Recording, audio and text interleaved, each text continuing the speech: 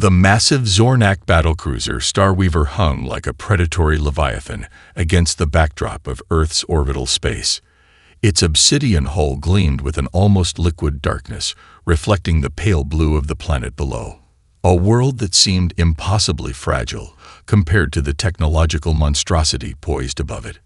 Admiral Krelax adjusted the neural interface that connected him directly to the ship's primary command systems. His species had conquered hundreds of worlds, reduced entire civilizations to footnotes in their expansive galactic archives. This would be no different. Earth was just another name to be added to their long list of subjugated planets. The ship's communication arrays hummed to life, broadcasting a signal that had broken countless species before. It was a standard ultimatum, refined over millennia of galactic conquest. The message was simple, direct, and had crushed the spirit of countless civilizations. Inhabitants of the third planet of the Sol system, you are hereby commanded to surrender to the Zornak Confederation. Your technological limitations are evident. Resistance is not only futile but will result in complete planetary destruction. You will submit to our governance, provide required resource contributions, and accept full integration into our stellar domain. Inside the United Nations Emergency Command Center in New York, Jack Thompson listened to the translation with remarkable calm. Around him, a diverse team of experts from every corner of the globe watched the massive alien ship with a mixture of tension and something else, something the Zornak would never understand. Sandra Martinez, the chief communications specialist, raised an eyebrow. "They're not even trying to negotiate," she muttered, her fingers dancing across holographic displays that were pulling apart every millisecond of the alien transmission. Jack understood the subtext. The Zornak weren't offering a choice. They were delivering an execution order dressed up as a diplomatic communication. But they had made one critical mistake. They had assumed that humanity was unified only in its apparent weakness. The command center was a marvel of international cooperation. Scientists from Beijing worked alongside engineers from Sao Paulo. Programmers from Lagos collaborated with quantum physicists from Moscow. The room buzzed with an energy that was both intellectual and defiant. "Begin preliminary analysis," Jack instructed. "I want to know everything about their communication protocol, their signal strength, their technological assumptions." What the Zornak didn't realize was that humanity had been preparing for first contact for decades. Not through military might, but through collaborative innovation. Every potential scenario had been wargamed. Every possible technological challenge had been anticipated. The alien ship's sensors continued to scan Earth, collecting data that painted a picture of a supposedly primitive world. Satellite networks that seemed disconnected. Technological infrastructure that appeared fragmented. Military systems that looked outdated and inefficient. But beneath that surface lay something the Zornak could never comprehend. In a basement laboratory in Silicon Valley, Michael Chen was already breaking down the alien transmission. Lines of code scrolled faster than human eyes could follow. Quantum computers designed to solve complex mathematical problems now had a new challenge: decoding an entirely alien communication system. Across the planet, similar scenes were unfolding. Universities, research centers, tech companies, and independent researchers were all mobilizing. The global network of human innovation was spinning up, a collaborative machine more complex and adaptive than any centralized system. Jack Thompson's comm device buzzed. A message from Catherine Rivera, one of the lead software strategists. "Initial analysis complete. Their communication system is sophisticated but predictable.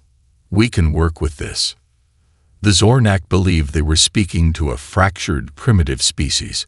They saw territorial divisions, technological disparities, and apparent lack of unified response as signs of weakness. They didn't understand that these were not limitations, but the very source of humanity's strength. Diversity, adaptability, collaborative innovation. As the alien ultimatum continued to broadcast, Jack allowed himself a slight smile. The Zornak thought they were delivering a message of surrender. In reality, they had just initiated humanity's most significant moment of transformation. First contact was about to become first lesson, and the lesson would be unforgettable. The moment the Zornak transmission ended, a global network sprang to life with a speed that would have been impossible just years earlier.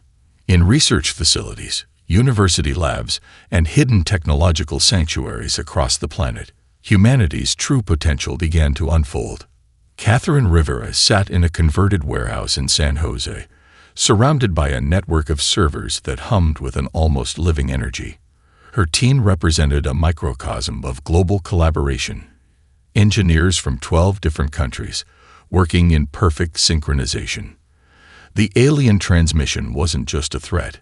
It was an opportunity. "Break it down," she called out, her voice calm but charged with excitement. Around her, holographic displays began to dissect the Zornak communication byte by byte, algorithm by algorithm.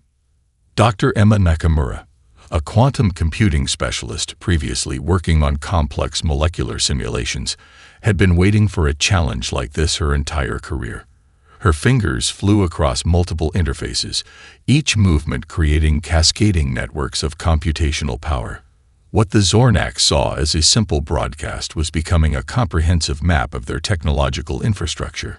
"We're detecting patterns," Emma announced. "Their communication protocol has consistent weaknesses. It's designed for a hierarchical system that assumes linear technological progression." In a secure facility beneath the Rocky Mountains, a team of the world's best cryptographers and communication experts worked in perfect harmony. Ryan Martinez, who had previously developed breakthrough encryption technologies for global security networks, now faced his most significant challenge. "They're broadcasting on a frequency that suggests complete technological superiority," Ryan explained to his international team. "But every transmission is a window, and we're about to open that window wide." The global response was unlike anything in human history. Open-source platforms exploded with collaborative solutions. Within hours of the alien ultimatum, a distributed network of human intelligence began to analyze, deconstruct, and ultimately prepare to counter the Zornak technology. Universities across the globe suspended regular operations. Research grants were redirected. Every computational resource, from government supercomputers to privately owned quantum systems, began working on a single unified goal.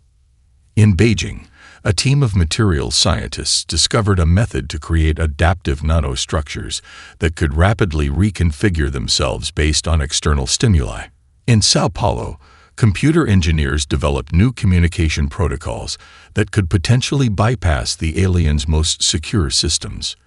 A research group in Nairobi created breakthrough algorithms for predictive technological adaptation.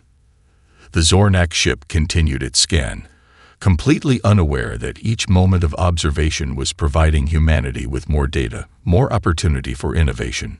Michael Chen, working from his converted garage laboratory in Silicon Valley, had been developing breakthrough quantum communication technologies for years. His work, once considered theoretical, now became the foundation of humanity's response. Quantum entanglement communication systems that could transmit information instantaneously were no longer just a scientific dream. "We're not just defending," Michael told his small team of researchers. "We're demonstrating what human innovation really looks like." The first wave of human response was subtle. Small changes in satellite positioning, microscopic adjustments to global communication networks, quantum encryption keys that seemed to generate themselves faster than they could be tracked.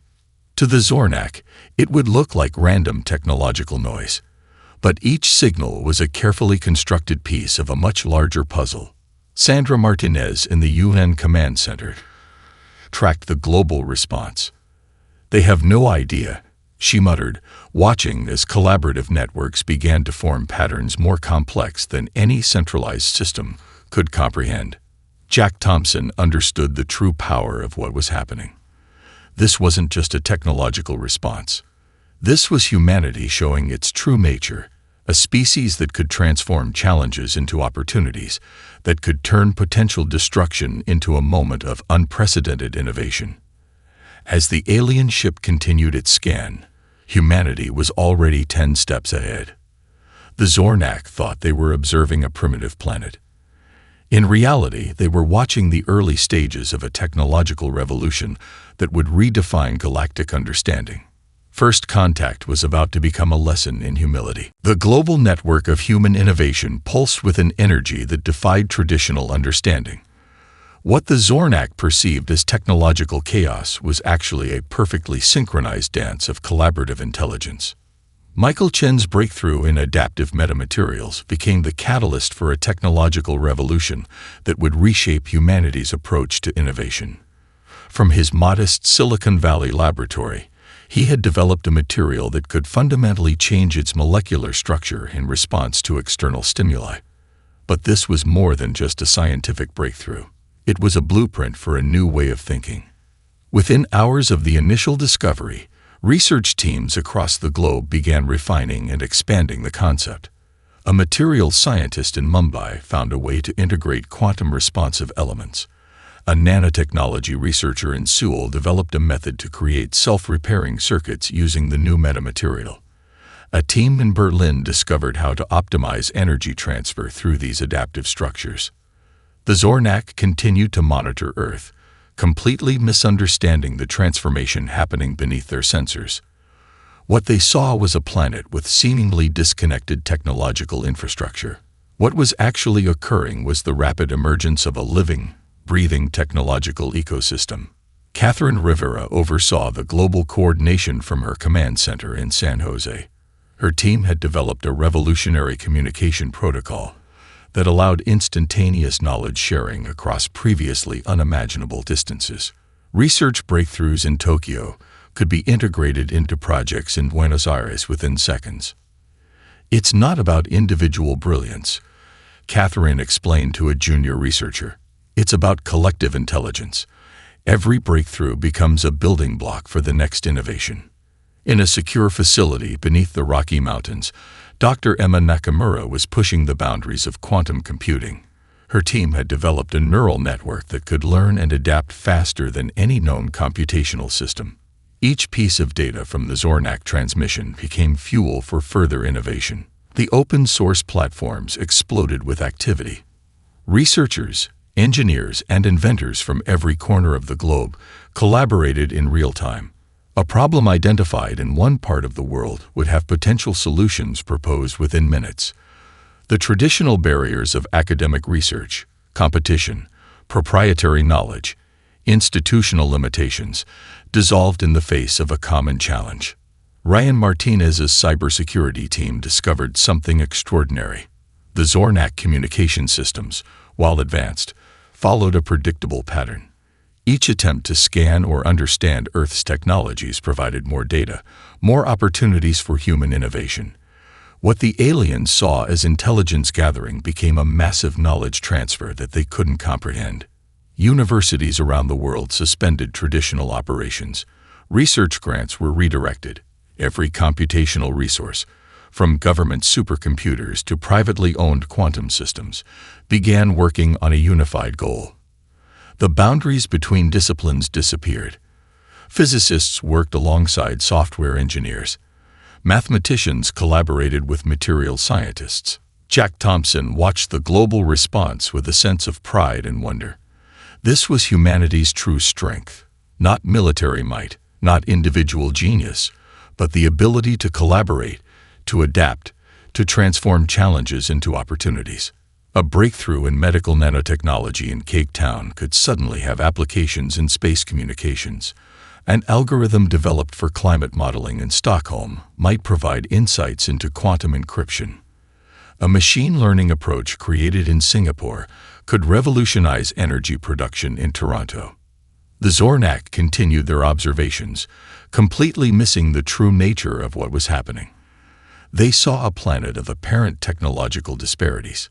They didn't understand that these apparent differences were actually the source of humanity's greatest strength. Diversity, adaptability, collaborative innovation. In a small research lab in Nairobi, a young engineer named Amara Okonkwo developed an adaptive communication protocol that could potentially rewrite the rules of interstellar communication. Her work, combined with discoveries from teams around the world, represented something entirely new, a technological approach that was simultaneously decentralized and perfectly synchronized. As the hours passed, humanity's response became clearer. This wasn't just a defense against an alien threat. This was an opportunity to demonstrate a fundamentally different approach to technological development.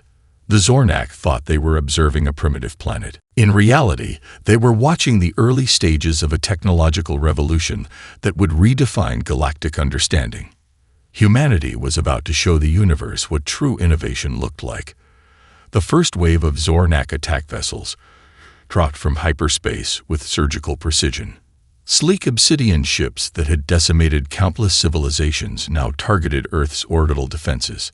Admiral Krelax watched from the command deck of the Starweaver, confident in the superiority of his fleet. Sarah Ortiz sat in the Underground Defense Coordination Center, her hand steady on the advanced interface that connected her to Earth's distributed defense network. A former Air Force drone pilot, she now commanded something far more complex, a living, breathing defensive ecosystem that spanned the entire planet. Incoming vessels, announced Marcus Rodriguez, the LID sensor specialist. 23 attack craft, configuration Delta 7. Estimated time to first engagement, 3 minutes.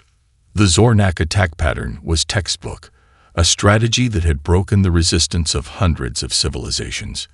Concentrated energy weapons, precision orbital strikes, systematic destruction of communication and defense infrastructure. They expected Earth to crumble like so many worlds before. They were wrong. The first wave of defense emerged not from massive weapon platforms, but from a swarm of adaptive drones that seemed to materialize from nowhere. These were not traditional military weapons, but something entirely new, a distributed network of intelligent, interconnected defense systems that could think, adapt, and respond faster than any centralized command could process. Each drone was a marvel of collaborative engineering. Developed by teams across the globe, they incorporated breakthroughs from multiple disciplines. Quantum communication systems developed in Tokyo allowed instantaneous coordination. Adaptive metamaterials from Michael Chen's lab enabled rapid structural reconfiguration. Machine learning algorithms from research teams in Sao Paulo gave them unprecedented predictive capabilities. They're learning, Sarah muttered, watching the display. The drones weren't just defending. They were analyzing the Zornak attack patterns in real time, developing counter-strategies faster than the alien ships could adjust. Admiral Krelax's first indication that something was wrong came when his primary targeting systems began to fail. The human defense network wasn't just blocking attacks, it was actively reprogramming the incoming vessel's own systems. Energy weapons that had been designed to punch through planetary defenses suddenly found their targeting systems compromised. Navigation controls began to malfunction. Communication networks collapsed under a wave of adaptive countersignals. Dr. Emma Nakamura watched from her quantum computing center, her team working in perfect synchronization. "We're not just defending," she explained to her colleagues. "We're teaching them a lesson in technological adaptation." The Zornak had expected a traditional battle. Instead, they found themselves fighting an enemy that didn't just respond to their attacks, an enemy that was actively learning, growing, and transforming with each millisecond of engagement. Swarms of drones moved with a fluidity that defied traditional understanding of combat. They weren't controlled by a central command, but operated as a collective intelligence. When one drone was destroyed, the others immediately adapted, using the data from its destruction to improve their defensive strategies. Catherine Rivera coordinated the global response from her command center.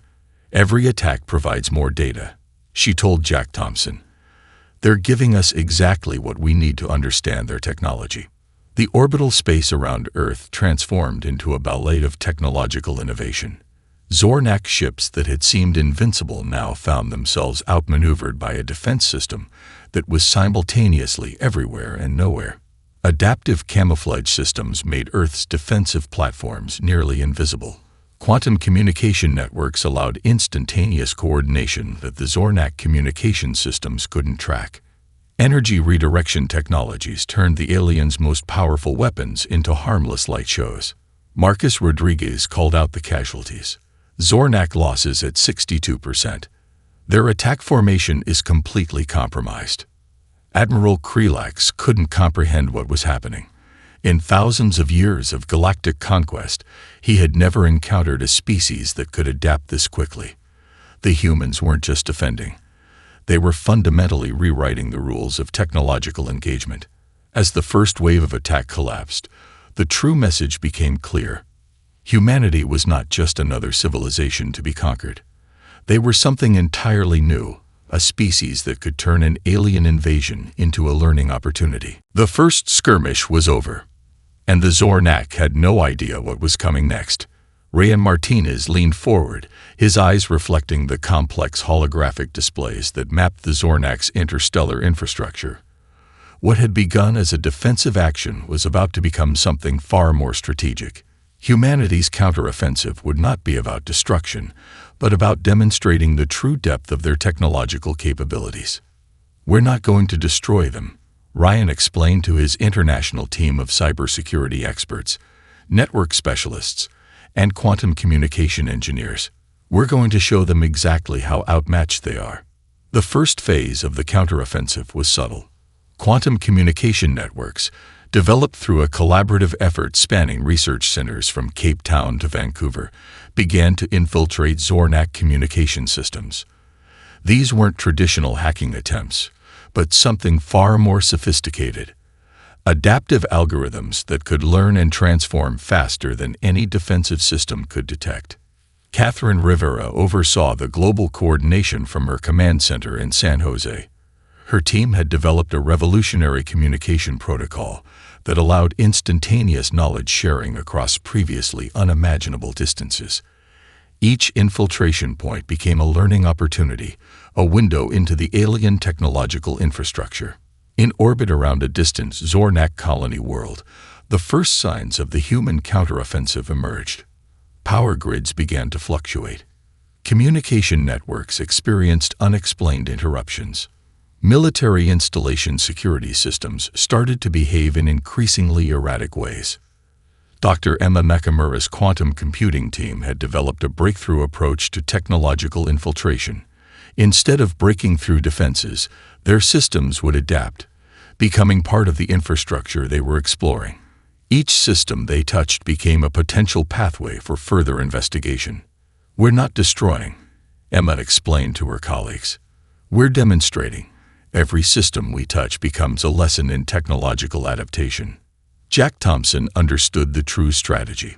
This wasn't about military conquest. This was about showing the Zornak, and any other potential threat, the true nature of human innovation. Across multiple star systems, Zornak infrastructure began to experience inexplicable challenges. A communication relay near the galactic core suddenly found its secure networks compromised.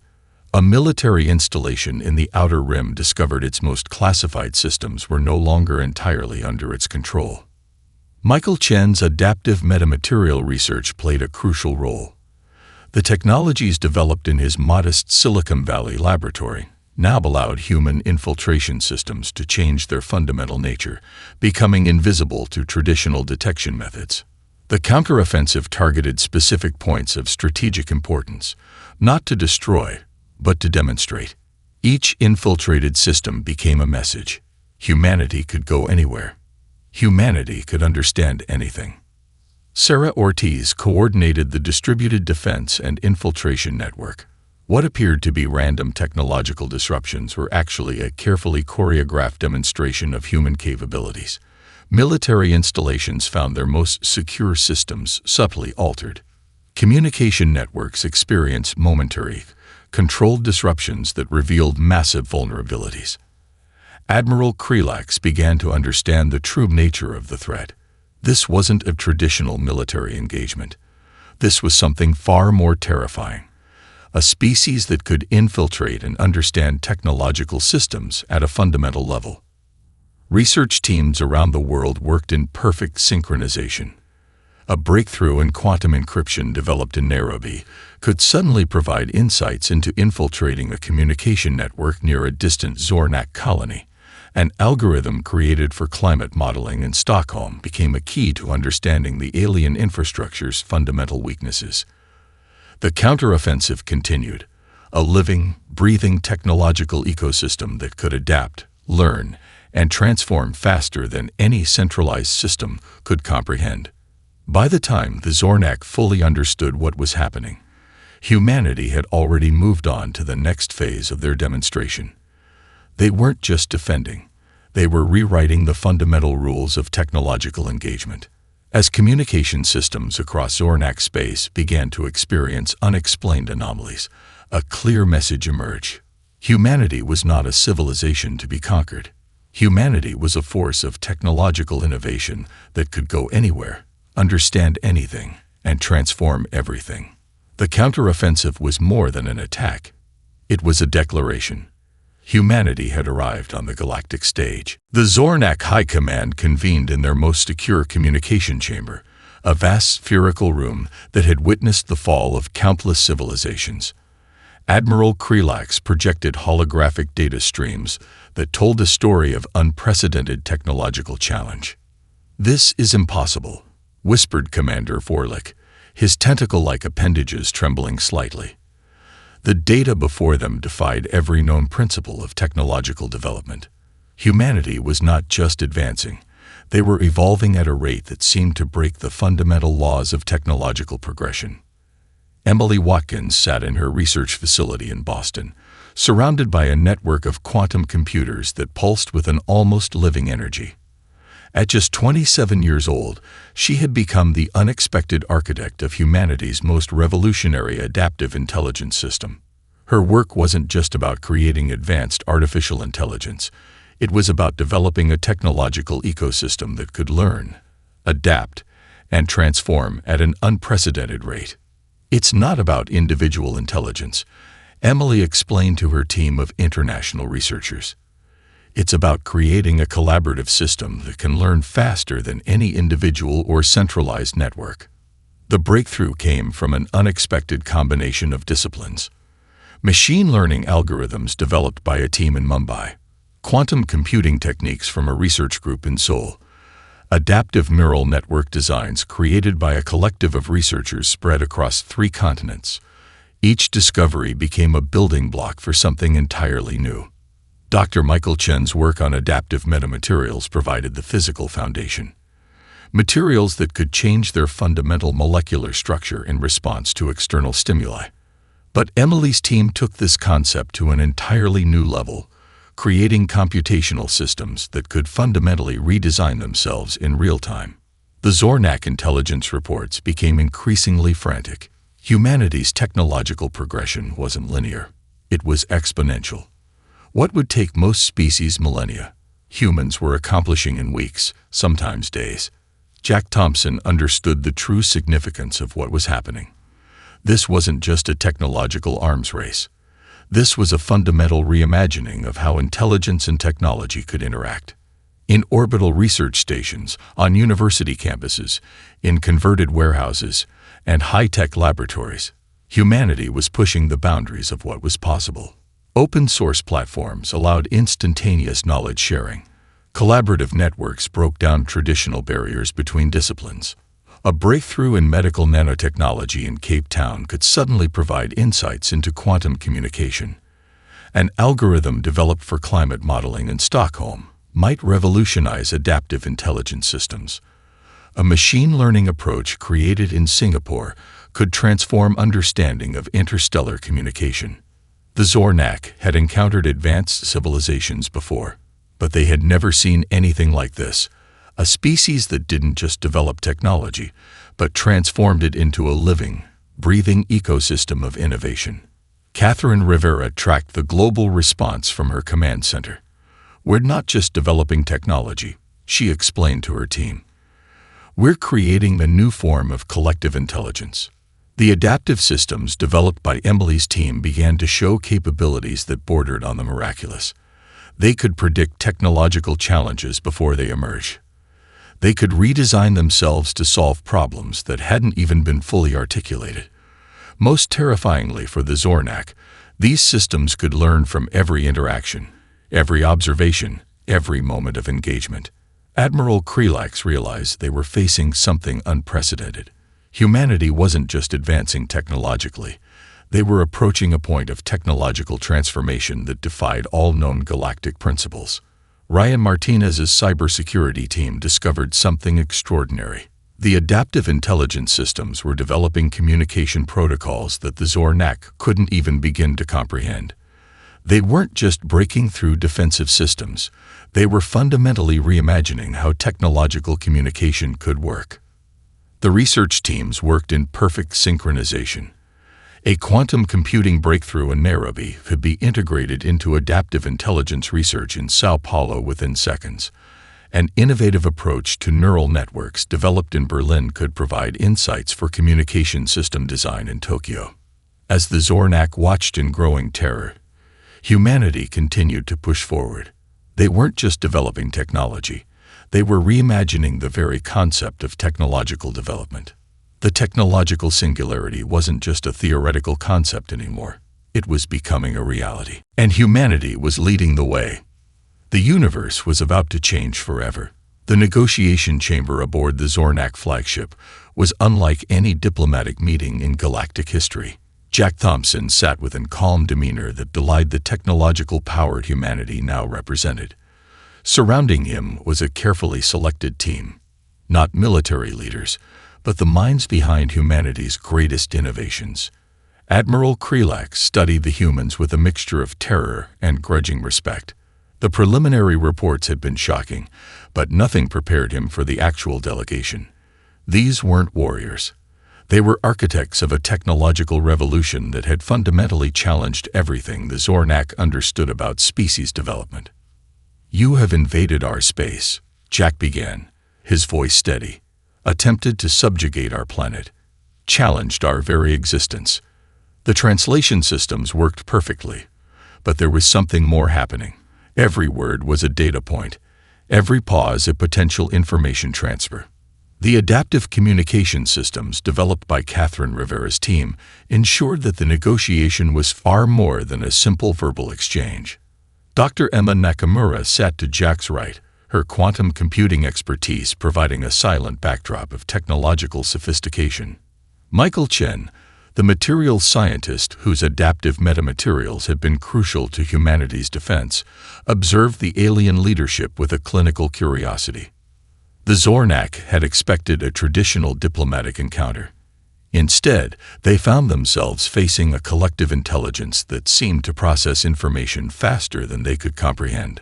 "We do not seek conquest," Jack continued. "We seek understanding, collaboration, an exchange that recognizes the fundamental value of diverse technological approaches." Admiral Krelax's communication tendrils trembled. The humans were offering something entirely unexpected, not retribution, not subjugation, but a framework for mutual growth.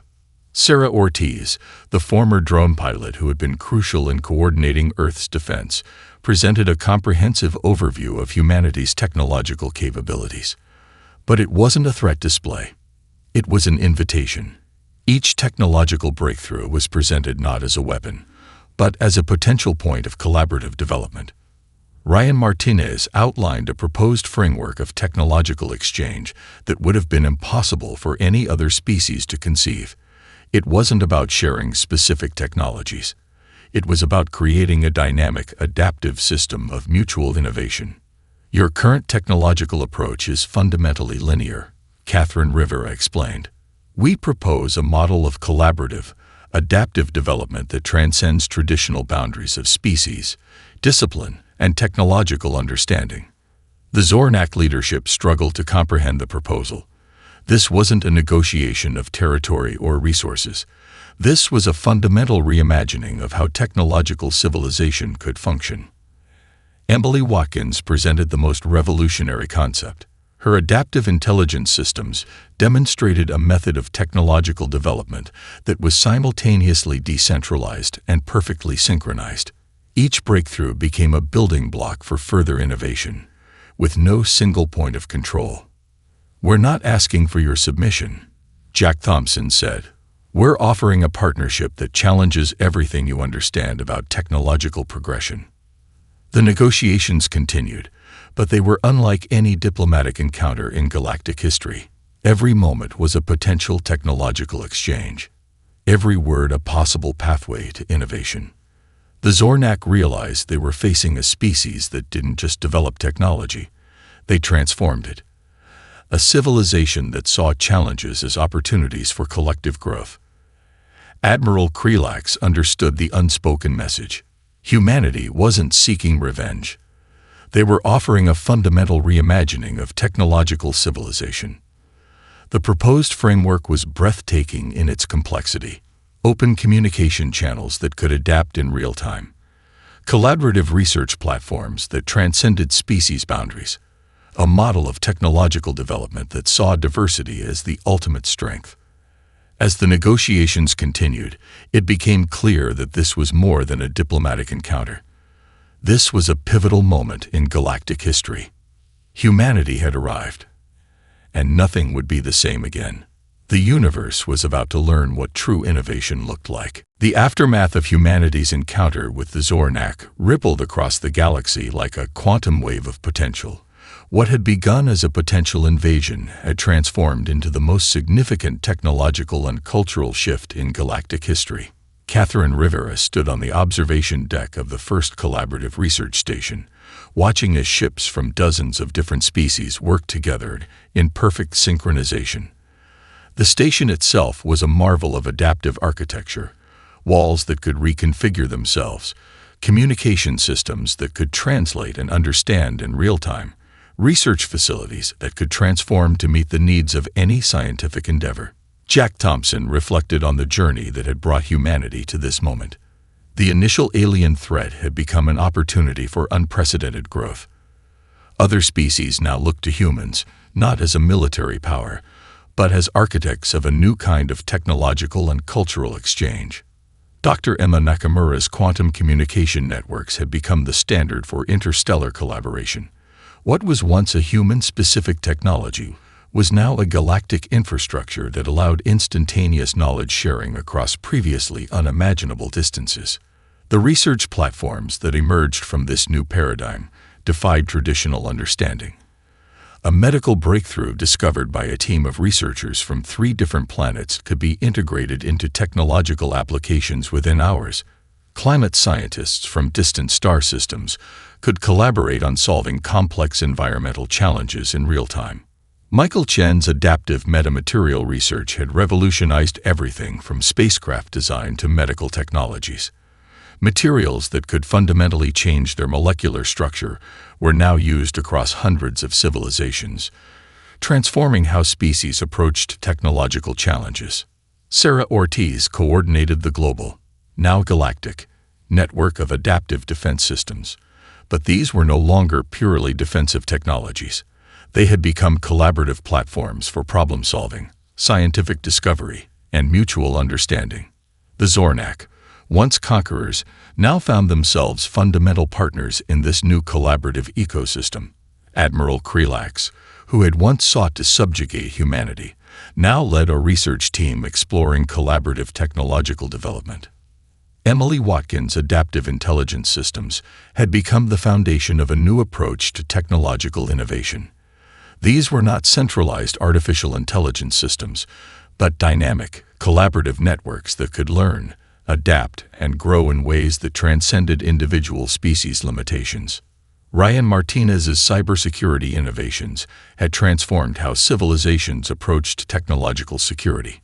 No longer was it about building walls, but about creating adaptive, collaborative systems that could respond to challenges in real time. The galactic research platforms became a testament to humanity's core strength, the ability to see diversity as the ultimate technological advantage. Species that had been competitors for millennia now worked together, sharing knowledge, breaking down barriers, and pushing the boundaries of what was possible. Universities across multiple star systems now offered collaborative research programs. A student from one civilization could work on a project with researchers from 5 different planets, using communication and collaborative technologies that had been developed through humanity's innovative approach. The economic models transformed as well. Traditional concepts of competition gave way to collaborative development. Resources were shared, challenges were met collectively, and technological breakthroughs became a form of universal currency. Jack Thompson often reflected on how close humanity had come to destruction. The alien invasion that was meant to subjugate had instead become the catalyst for a galactic transformation. Humanity had not conquered. They had invited. They had not destroyed. They had collaborated. Catherine Rivera watched as a new generation of researchers from multiple species worked together. Young scientists who had grown up in this new collaborative environment saw no boundaries, only possibilities. The technologies that emerged were beyond anything previously imagined. Adaptive medical systems that could heal across species boundaries. Communication networks that could understand and translate not just languages, but entire cultural contexts. Spacecraft that could reconfigure themselves to meet the specific needs of any mission. What the Zornak had seen as a primitive species had become the architects of a new galactic civilization. Humanity had not sought to dominate, they had sought to understand. They had transformed a potential conflict into an opportunity for collective growth. As the first collaborative research station continued its journey through space, it carried with it a promise. A promise of innovation. A promise of collaboration. A promise that the universe was far more interesting when species worked together rather than fought against each other. Humanity had arrived, and the galaxy would never be the same again.